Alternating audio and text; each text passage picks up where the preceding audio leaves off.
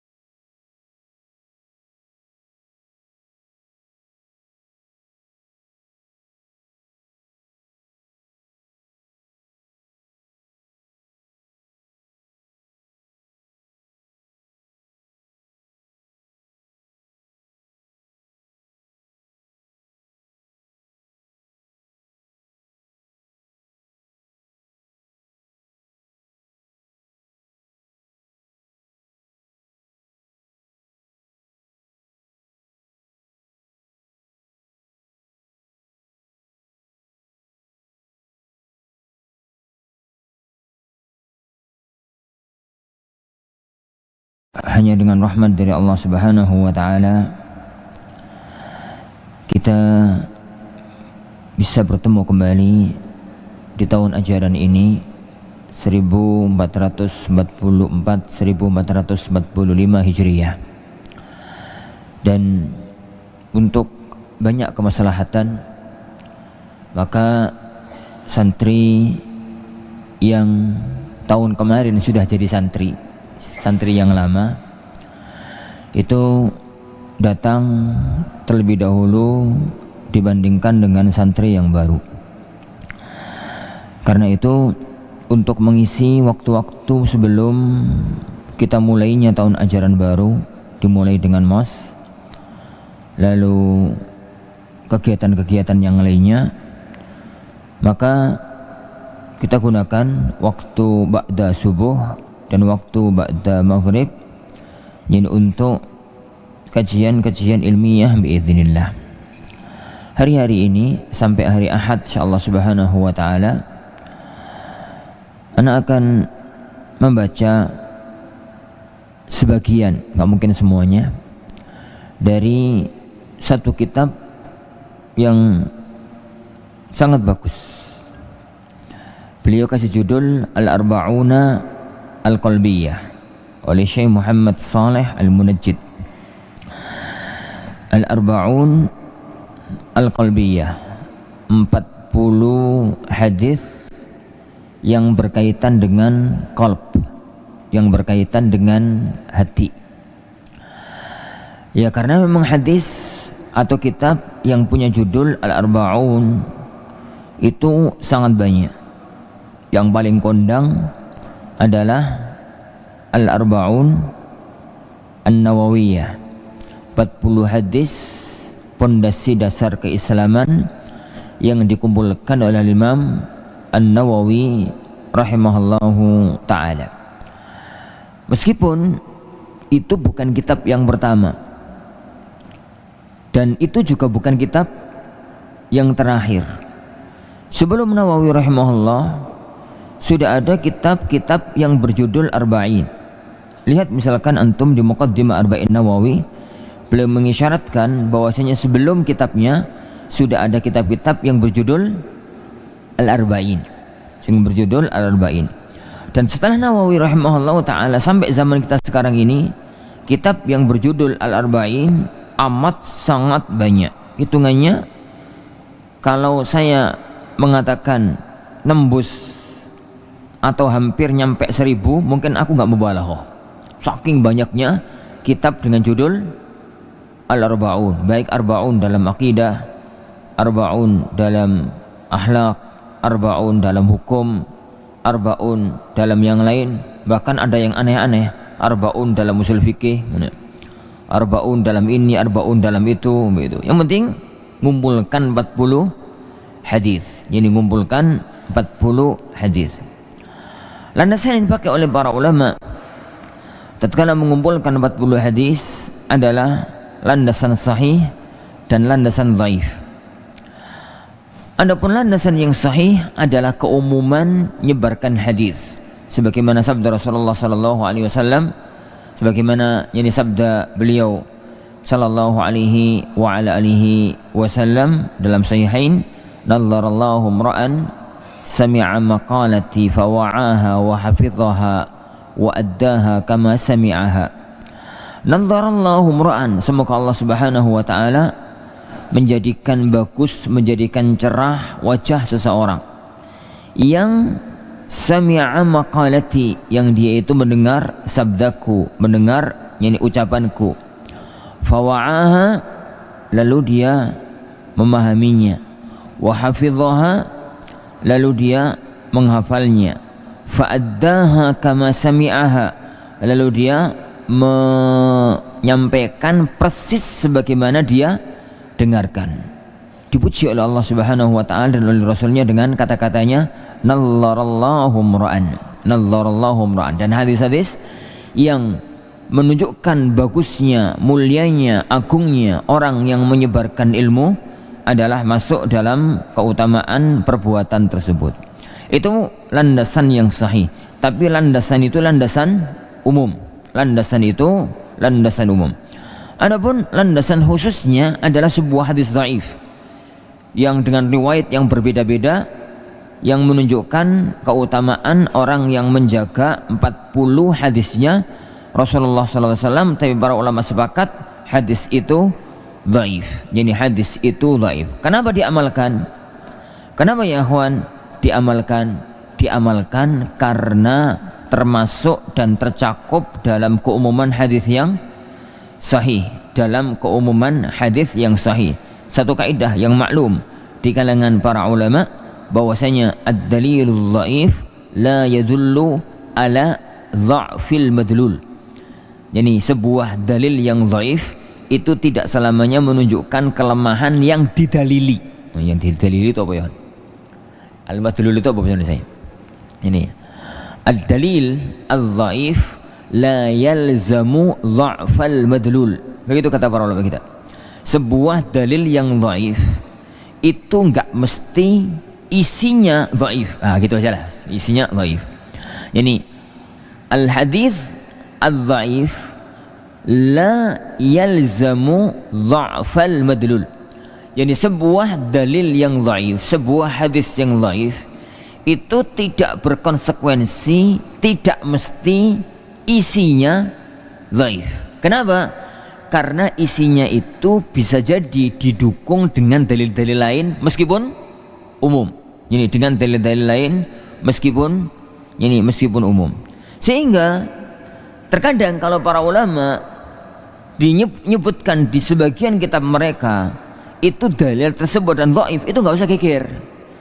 Karena isinya yang diinginkan oleh para ulama, masalah ini ada dalil yang persis secara teks. Tapi bukan ini yang ana inginkan, bukan ini yang saya sandari. Yang saya sandari adalah dalil-dalil yang lain, yang itu dalil yang sahih, tapi yani dari sisi keumuman, dari sisi maslahatul mursalah, dari sisi sadud dhara'i, dari sisi itu adalah atharus sahabah. Tapi yang lafadznya kayak begitu nggak ada. Ana ambilkan sebuah contoh yang paling gampang. Antum maklumlah dalam fikih bahwasanya ada syariat orang sholat itu ngambil sutrah. Siapa yang punya syariat ngambil sutrah ya akhwah? Siapa yang punya syariat ngambil sutrah? Orang sholat terus disyariatkan, mau kita katakan sunnah kayak mazhab jumhur, mau kita katakan wajib kayak mazhab sebagian para ulama, yang penting jadi orang yang sholat itu disyariatkan ngambil sutrah, menghadap sutrah. Itu untuk siapa? Untuk dua orang. Satu imam, yang kedua munfarid, orang yang sholat sendirian. Yang makmum nggak usah. Kenapa? Di semua kitab fikih itu lafadznya kan li'anna sutratal imam sutratul ma'mum. Yani karena sutrahnya imam itu secara otomatis menjadi sutrahnya makmum. Secara otomatis menjadi sutrahnya makmum. Lah, tatkala bahas itu, hampir semua kitab fikih menyebut sebuah hadis yang dhaif. Hadis itu lafadznya sutratul imam, sutratul ma'mum. Jadi sutrahnya imam itu sutrahnya ma'mum. Tapi hadisnya dhaif ittifaqan. Tapi kemudian kenapa itu lafadz tadi yang Anda katakan ya kawan, sutrahnya imam menjadi sutrahnya ma'mum itu menjadi sesuatu yang lumrah di kalangan fuqaha. Jangan kan para fuqaha enggak beres dalilnya dhaif. Man anta wa man hum? Sampeyan niku sapa? Sehingga harus meruntuhkan, mengkritisi sesuatu yang itu turun temurun dari para generasi para ulama-ulama kita. Yo boyo sopan dikit gitu loh kalau diskusi dengan para ulama itu. Ini tahu sadar diri. Ini ngukur baju di badan sendiri. Betul ya? Jangan menggunakan bajunya gajah padahal dia itu kodok. Bajunya itu ya boyo sing pantes ngono. Boyo sing pantes tatkala komentar. Tatkala mengatakan ya akhwan, tatkala di kitab-kitab fikih ada lafaz semacam itu karena mendalili dengan sebuah dalil lain yang sahih tapi lafaznya enggak tepat, lafaznya itu enggak persis. Bahwasanya kaidah sutratul imam, sutrah lil ma'mum itu didasari dengan beberapa dalil. Yang pertama hadis Sahih Bukhari dari Abdullah bin Abbas. Tuh aku ngomong ini ya siapa pula. Hadis Sahih Bukhari dari hadis Abdullah bin Abbas. Tatkala Rasulullah SAW di Mina sedang salat duhur, hadis maklum dalam Sahih Bukhari. Bahwasanya Rasulullah SAW salat di Mina, di depan beliau ada sutra. Abdullah bin Abbas datang terlambat naik himar, naik atan, naik himar betina. Lalu beliau lewat di depan shaf. Ini melewati tengah-tengah, tengah-tengah shaf. Karena beliau datang dari sini, maunya itu untanya itu atau himarnya ditaruh di sini karena tempatnya unta itu di sini. Akhirnya beliau melewati shaf dan itu dibiarkan oleh Rasulullah SAW. Yadullu ala jawazi, menunjukkan bahwasanya itu boleh. Jadi menunjukkan ini bahwa yang semacam itu boleh. Itu yang pertama. Yang kedua ya kawan, kaidah umum. Kaidah umum yang disebutkan oleh beliau SAW, al-imamu dhamin. Yang namanya imam itu adalah penjamin. Jadi kalau ada kelalaian, maksudnya menjamin ya kawan, kalau ada orang sholat terus tengah-tengah sholat ragu-ragu, ini rokaat pertama, rokaat kedua, rokaat ketiga, rokaat keempat, itu kan ada konsekuensi hukum. Maklum itu dalam dunia fikih. Tapi kalau dia jadi makmum, wis manuto imam dan nggak perlu sujud sahwi. Enak ya kawan, jadi imam itu wae ruku melok ruku, wae ngadeg melok ngadeg. Ini wae apa melok apa gitu. Karena al-imam itu dhamin dan beberapa dalil yang lain, sehingga yani ketetapan ahlul ilm, ketetapan para ulama, sutratul imam, sutratul ma'mum itu paten meskipun dalil dengan lafaz itu dhaif, dalil dengan lafaz itu dhaif. Yani, dan ini yang kadang-kadang sering jadi masalah ya kawan. Jadi kenapa sih para ulama kok menyebutkan hadis itu dhaif? Yuk kenapa ya? Yuk kenapa? Banyak yang diinginkan oleh para ulama tatkala menyebutkan yang semacam ini, yang semacam itu. Sehingga nggak perlu heran dengan kitab-kitab yang punya judul Al-Arba'un. Meskipun hadisnya dhaif. Hadis yang tegas dengan lafaz man hafidha arba'ina, hadisan, barang siapa yang menghafal dariku 40 hadis itu maka janjinya begini begitu, itu disepakati oleh para ulama hadis yang dhaif. Tapi para ulama melakukannya, mengamalkannya karena melandasinya dengan landasan-landasan yang lain, dengan landasan-landasan yang lainnya. Baik. Berarti nazanillahu yani wa iyyakum. Kita satu masalah sebelum kita baca hadis. Ini sampai jam berapa? Sampai jam 5:30 aja ya, seperempat jam lagi. Kan ba'da maghrib itu setengah jam, jadi ba'da subuh itu juga setengah jam. Ben sepadan. Ba'da maghrib sampai isya, taklim ba'da maghrib sampai isya itu cuma setengah jam loh. Ini berarti ba'da subuh juga setengah jam. Anda tadi mulai jam 5, berarti nanti seperempat jam lagi selesai. Ngomong apa mau terakhir mau? Ngomong apa tadi Iwan? Oh iya, kitab Arba'in itu sangat banyak sekali. Tapi kenapa jika disebut arba'in, yang muncul ke tengah-tengah kita itu al-arba'un an-nawawiyah? Itu rahasia ilahi. Itu rahasia ilahi. Kenapa Allah menjadikan arba'innya Nawawi?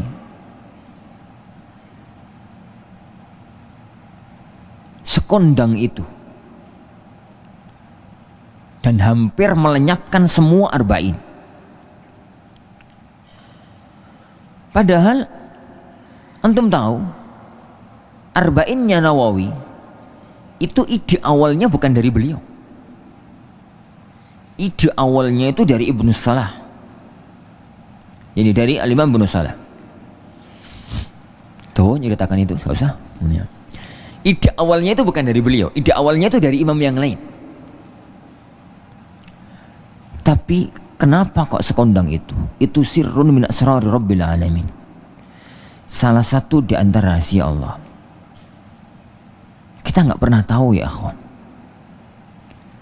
Kenapa Allah memilih arba'innya Nawawi untuk kondang dan melenyapkan semua arba'in yang lain?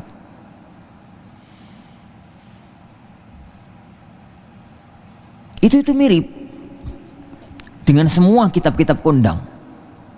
Dengan semua kitab-kitab kondang. Jika kita nyebut alfiyah, jika ada kata-kata alfiyah begitu disebut, maka semua orang di otaknya itu, di pikirannya akan mengatakan alfiyahnya Ibnu Malik. Padahal kitab Mandhumah dengan judul alfiyah itu sambrek. Ana nggak terlalu mubalah kalau ana mengatakan di atas 100 kitab dengan judul alfiyah. Maksudnya satu kitab dengan judul atau dengan penyusunan Mandhumah di atas 1000. Itu ana berani mengatakan sampai di atas 100. Banyak. Ada alfiyah dalam tauhid, ada alfiyah dalam hadis, alfiyatus sirah, alfiyah ini, alfiyah itu banyak. Alfiyahnya nahwu aja ada sekitar 5. Itu alfiyah dalam nahwu, belum alfiyah dalam hadis, alfiyah dalam sirah, alfiyah dalam ini, alfiyah dalam itu. Pokoknya banyak. Ada apa dengan Ibnu Malik? Padahal ide awal alfiyahnya Ibnu Malik pun bukan Ibnu Malik. Ide awalnya itu dari Ibnu Mu'ti. Kan beliau sendiri yang mengatakan di awal alfiyah bahwasanya alfiyahku ini fa'iqata alfiyah Ibnu Mu'ti. Di awal-awal alfiyah, alfiyahku ini lebih keren daripada alfiyahnya Ibnu Mu'ti. Ya ono roto-roto sombongin didik. Alfiyahku ini fa'iqata alfiyah Ibnu Mu'ti, lebih keren daripada alfiyahnya Ibnu Mu'ti. Jadi ucapannya beliau itu diduplikat oleh Suyuti rahimahullah. Jadi beberapa tahun berikutnya Al-Imam Suyuti menulis sebuah kitab dengan model yang persis, mengumpulkan ilmu nahwu dalam satu mandhumah di atas 1000. Dan beliau juga ngewaya mengatakan bahwa alfiyahku ini fa'iqata alfiyah Ibnu Malik, lebih keren dibandingkan dengan alfiyahnya Ibnu Malik. Setelah Suyuti ada lagi yang berbuat perbuatan yang sama. Alfiyahnya Suyuti masih bermasalah. Beliau mencoba untuk menyusun alfiyah dalam nahwu yang diprediksi lebih keren daripada alfiyahnya Suyuti. Al-Imam Al-Ajhuri rahimahullah dalam ilmu nahwu, beliau mengatakan alfiyahku ini lebih keren dibandingkan alfiyahnya Suyuti, fa'iqata alfiyati Suyuti, kata beliau. Tapi semua alfiyah itu hilang. Bukan hilang sih, jadi tertutup dengan alfiyahnya Ibnu Malik. Itu ya kawan, jarang-jarang itu lo piknik. Coba bandingkan antara alfiyahnya Ibnu Malik dengan alfiyahnya Suyuti. Ana yakin, maaf nih paham loh ya, nih paham, yakin akan mengatakan alfiyahnya Suyuti lebih bagus. Tapi kenapa kok Allah menjadikan hati itu, siapapun ya kawan, hati itu kalau memilih kitab nahwu gak bisa lepas dari alfiyahnya Ibnu Malik. Itu sirrun min asrarillah. Sirrun min asrarillah. Tapi ya, anu buat contoh yang lain. Sekarang pula muqaddimah. Muqaddimah. Antum pernah baca Baikuniyah sama Nukhbatul Fikar? Dua-duanya maksudnya itu. Pernah belajar dua-duanya? Baikuniyah, ya Ustaz, ya muqarrar. Jadi belajar. Yang anda maksud itu sekarang Nukhbatul Fikar. Nukhbatul Fikar. Khair ya kawan. Bagi antum yang pernah mempelajari kedua kitab itu, menurut antum lebih bagus mana antara Baikuniyah dengan Nukhbatul Fikar? Lebih bagus Baikuniyah Ustaz, kan manzuma. Iya, dari sisi itu ya. Karena Nukhbatul Fikar itu mansur. Oke. Sekarang ana lanjutkan. Kalau begitu lebih bagus mana antara Baikuniyah dengan manzumahnya Nukhbatul Fikar? Qasbus Sukkar oleh Imam San'ani rahimahullah. Ini Qasbus Sukkar fi manzumati Nukhbatil Fikar oleh San'ani rahimahullah taala. Nukhbatul Fikar sendiri tulisannya Ibnu Hajar, yang menjadikan itu manzumah al-Imam San'ani rahimahullah, sahib Subulus Salam.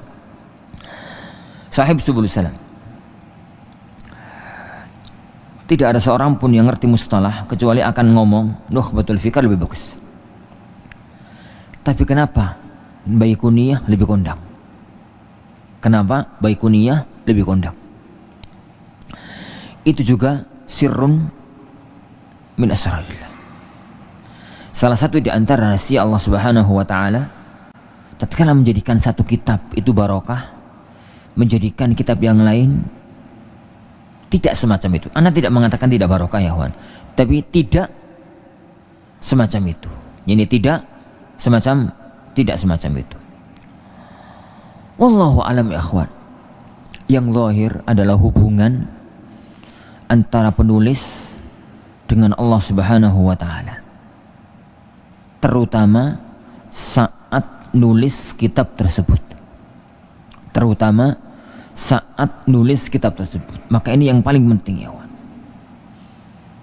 Sudahlah, jangan terlalu banyak peduli dengan komentar-komentar orang lain.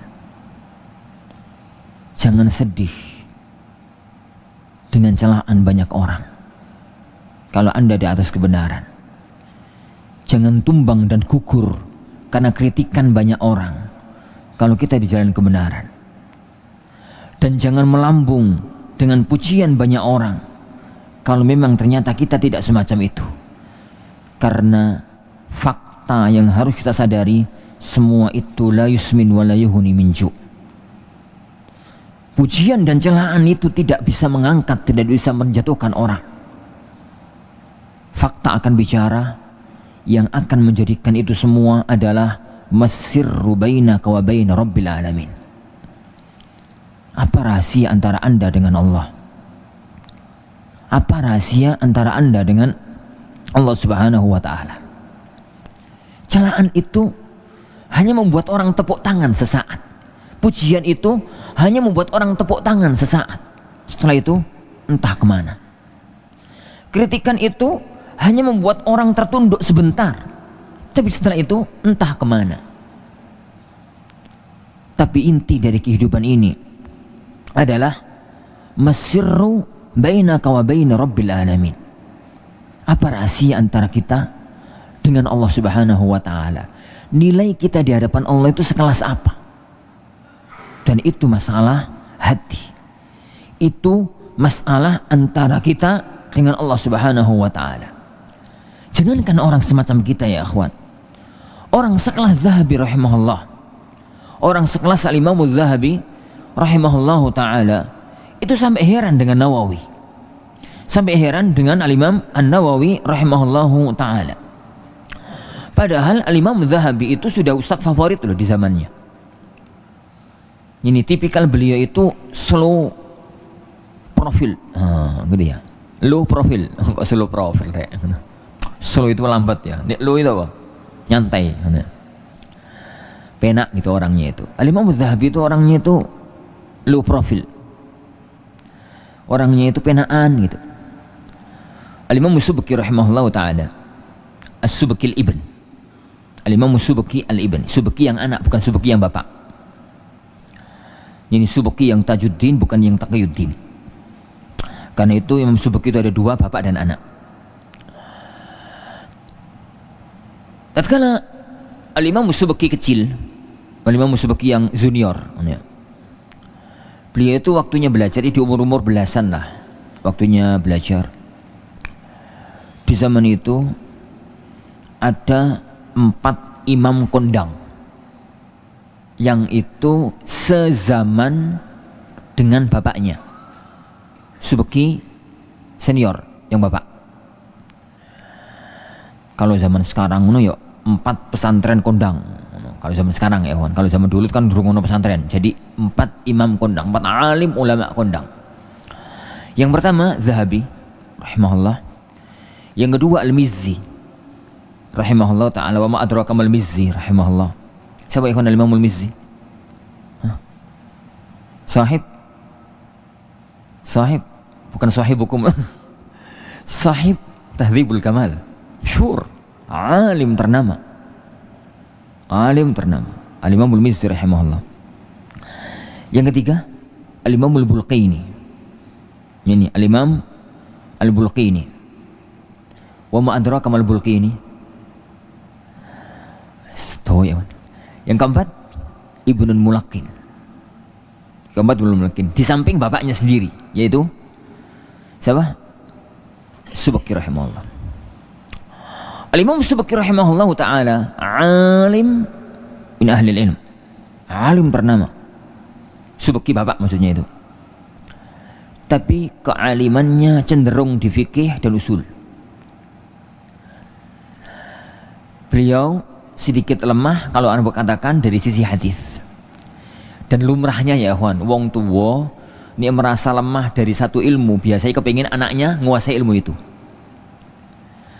Subki kecil itu kepinginnya orang tua menjadi mizzi, bukan kayak dirinya.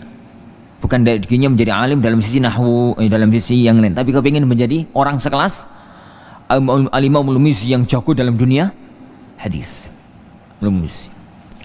Tapi beliau tahulah orang itu punya kecenderungan masing-masing. Anaknya itu ya pergi ke Zahabi ya monggo, pergi ke Mizzi ya silahkan, pergi ke ini ya silahkan, pergi ke mana ya silahkan. Setiap kali pulang itu sang bapak sering bertanya sama anaknya, kamu hari ini belajar sama siapa nak? Gitu. Kamu hari ini pergi ke siapa? Gitu. Belajarnya ke siapa? Gitu. Zaman dulu kan kayaknya pesantren ya, jadi terserah mau belajar ke siapa. Kalau ke kanan ketemu Zahabi, kalau ke kiri ketemu Mizzi, kalau ke depan ketemu apa? Kalau zaman dulu, kalau ke musalah belakang ketemu siapa? Gitu. Kalau pada zaman dahulu, itu mirip-mirip di Masjid Nabawi lah sekarang.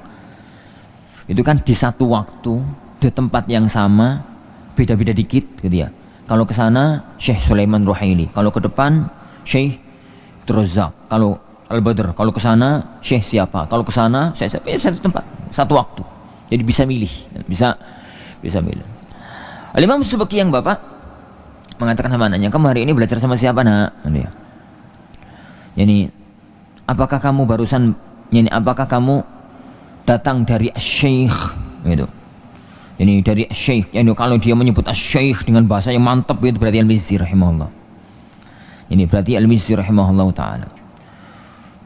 Kalau ternyata jawabannya ya, ana barusan datang dari Mizzi, itu bapak isawan yang muji-muji Mizzi. Tapi kalau datang dari Zahabi, datang dari yang lain itu ya rapopo, gitu aja, nggak seneng gitu ya. Orang tuanya itu nggak terlalu seneng.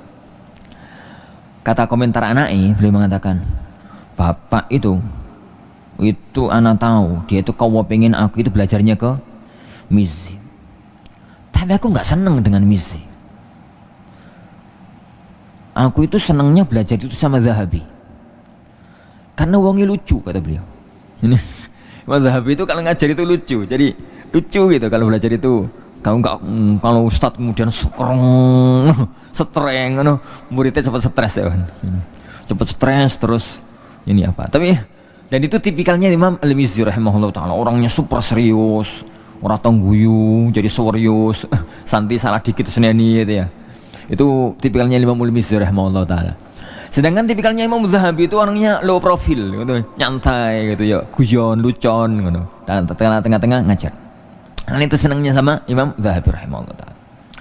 Ngomong apa anda gini? Dari mana tadi sampai sini tadi cerita apa? Oh iya. Orang sekelas Az-Zahabi rahimahullah yang orangnya itu sebenarnya sudah disenangi sama banyak orang. Sudah disenangi sama banyak orang. Yang kitab-kitabnya subhanallah membuat ulama-ulama yang lain itu iri. Antum tahu salah satu doanya Ibnu Hajar. Al-Imam Ibnu Hajar Al-Asqalani rahimahullah sahib Fathul Bari. Itu sampai doanya itu aneh. Salah satu di antara doa beliau itu Allahumma rzuqni ilman ka ilmi Zahabi. Ya Allah berikanlah aku ilmu kayak ilmu ya Zahabi. Makanya antum jangan heran kalau banyak kitabnya Ibnu Hajar itu duplikatnya kitabnya Zahabi. Banyak kitabnya Ibnu Hajar itu duplikat bahasa gak enak man. Itu apa ya? Gubahan lagi. Sebelas pakai ngono lah kira-kira. Mirip-mirip dengan kitabnya Zahabi. Al-Imam Zahabi punya Tadhhibut Tahdzib, Ibnu Hajar punya Tahdzibut Tahdzib. Imam Zahabi punya Mizanul I'tidal, Ibnu Hajar punya Lisanul Mizan. Yo, digabungkan Lisan Mizanul I'tidal. Ngono tau kalau digabung. Ya memang Lisanul Mizannya Ibnu Hajar itu gubahan dari Mizanul I'tidalnya Zahabi. Yang tahdzibnya Ibnu Hajar itu gubahan dari tahdzibnya Az-Zahabi. Kalau mau jujur. Orang sekelas itu masih bingung menghadapi Nawawi. Beliau dalam Syiar Alamin Nubala. Itu tatkala menceritakan tentang Nawawi rahimahullah ta'ala, itu sampai ngomong yani ya laitani a'lamu ya Aba Yahya madza bainaka wa bainallah.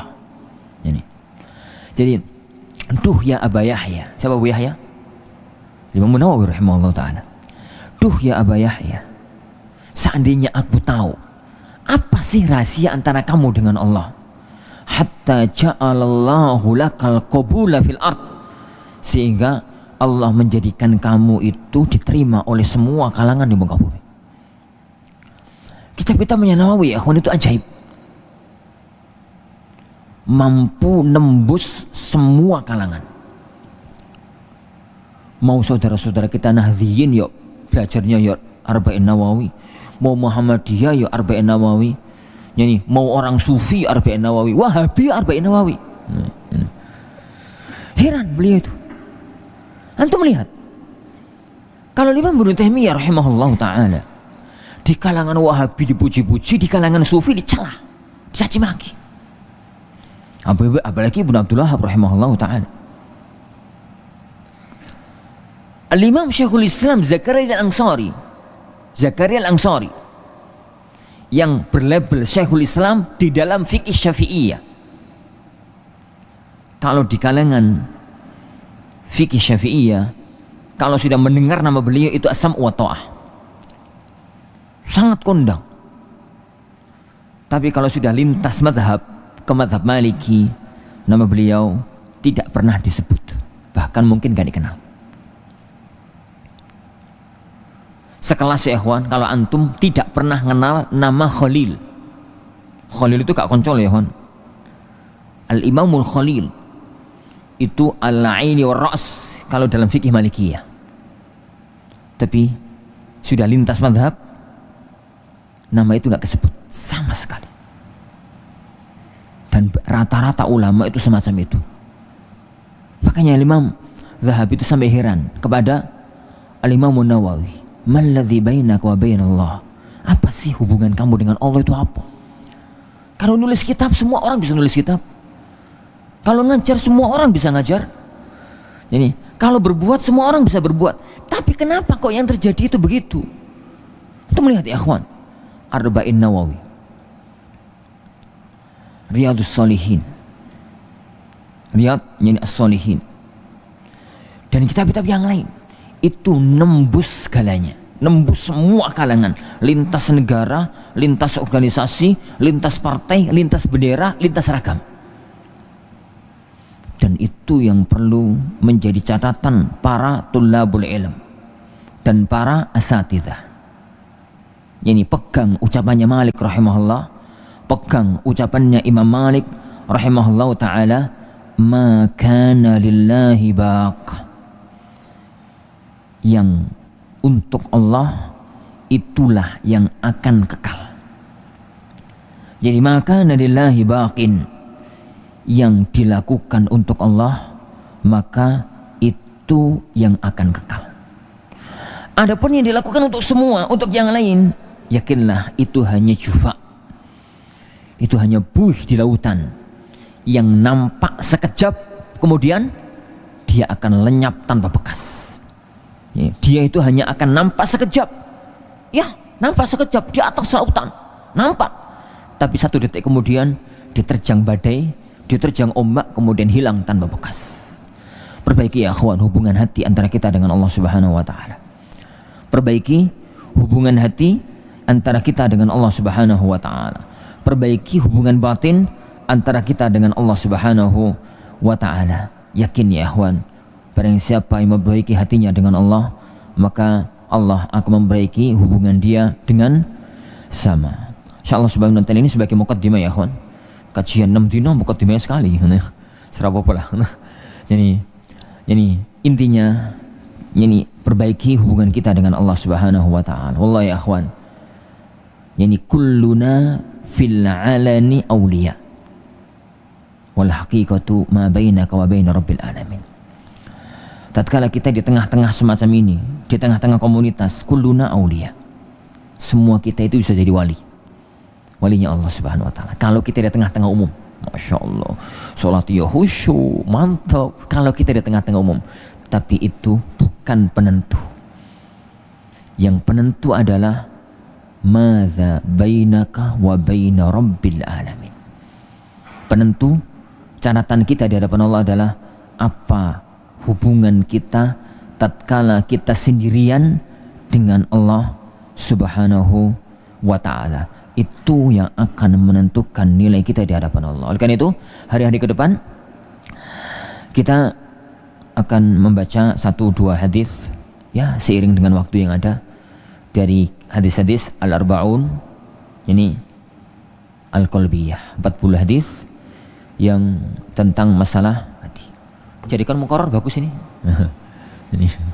jadi tapi enggak akan Anda jadikan muqarrar. Maksudnya setidaknya beberapa waktu ini enggak akan Anda jadikan muqarrar. Pantasnya ya untuk jadi kajian umum lah, kajian umum. Baik, kita akhiri. Yani subhanakallah hamdik, asyhadu an la ilaha illa anta, astaghfiruka wa atubu ilaik. Sallallahu wasallam wa baraka ala Nabi Muhammad. Assalamualaikum warahmatullahi wabarakatuh. Al-Furqan TV, saluran pendidikan, dakwah, dan inspirasi Islami.